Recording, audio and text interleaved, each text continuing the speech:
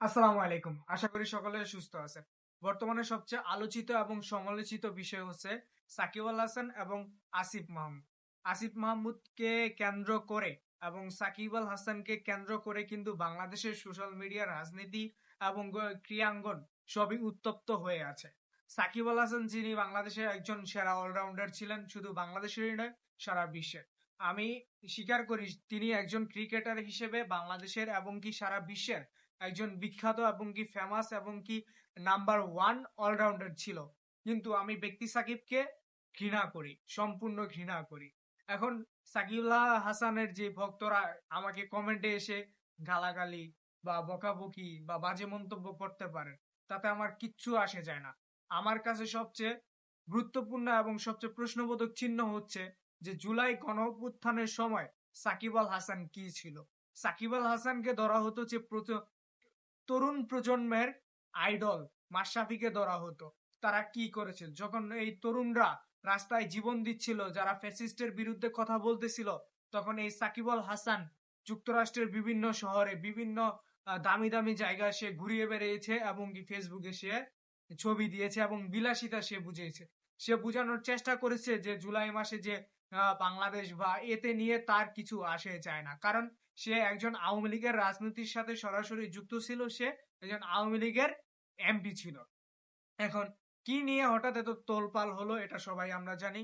যে শেখ হাসিনাকে নিয়ে সাকিব আল হাসান একটা পোস্ট করেছে যে হ্যাপি বার্থডে আপা, তো শুভ জন্মদিন আপা, এরকম তিনি একটা পোস্ট করেছেন। এই পোস্টকে কেন্দ্র করেই কিন্তু বাংলাদেশের তরুণ প্রজন্মের আইডল বর্তমান সময়ে যে আসিফ বলেন, তারপরে সার্জিস আলম, তারপরে আপনার ডাবির নবনির্বাচিত তিনিও কিন্তু এ নিয়ে বিষয় নিয়ে মুখ খুলেছেন এবং কথা বলেছেন। এখন সবচেয়ে গুরুত্বপূর্ণ বিষয় হচ্ছে যে আওয়ামী লীগের সাথে সাকিব আল হাসান সরাসরি যুক্ত এবং এখন ফেসবুক পোস্ট দুইজনের বিরুদ্ধেই করেছেন। সাকিব আল হাসান লিখেছেন বিষয়টা এরকম যে অবশেষে একজন স্বীকার করেই নিল, যার কারণে আমি বাংলাদেশের ন্যাশনাল টিমে খেলতে পারলাম না। এখন আসিফ মাহমুদ যা বলেছে সম্পূর্ণ সত্য এবং কি সম্পূর্ণ বাস্তব, এবং তার জায়গায় আমি থাকলে সেই কাজটাই করতাম। সাকিব অবশ্যই যার নেতৃত্বে বা সাকিব আল হাসান কিন্তু আওয়ামী লীগের সাথে জড়িত, তার নির্দেশেই কিন্তু তাদের সম্মিলিত নির্দেশ বা তাদের যে সভাপতি, তার নির্দেশেই কিন্তু বাংলাদেশে এই গণহত্যা চলেছে। এখন সবচেয়ে বড় কথা হচ্ছে সাকিব কি এটার জন্য দোষী? অবশ্যই। আমি সুজন নিজেও যে সাকিবের একটা মাত্র পোস্ট দেখার জন্য অপেক্ষা করতেছিলাম, যে এতগুলা মানুষ আমরা মারা যাইতেছি, আমরা তাদের জন্য সাকিব আল হাসানকে যেভাবে সাপোর্ট করেছি, বাংলাদেশের সাকিবের মানুষকে, বাংলাদেশের মানুষ সাকিবকে কতটা ভালোবাসতো। তো সাকিব কি করলো যখন বাংলাদেশের মানুষের সংকটাপূর্ণ সময় আসলো, যখন তরুণরা বিপদে লড়াই করতেছিল, তখন সাকিব আল হাসানের মতো লোকদের অনুপ্রেরণা আমাদের দরকার ছিল। কিন্তু সাকিব তার রাজনীতি, তার ব্যক্তিগত চিকিৎসা, তার এমপি মন্ত্রী হওয়ার স্বপ্ন, তার ব্যক্তিত্ব, তার মনুষ্যত্ব নষ্ট করে দিল।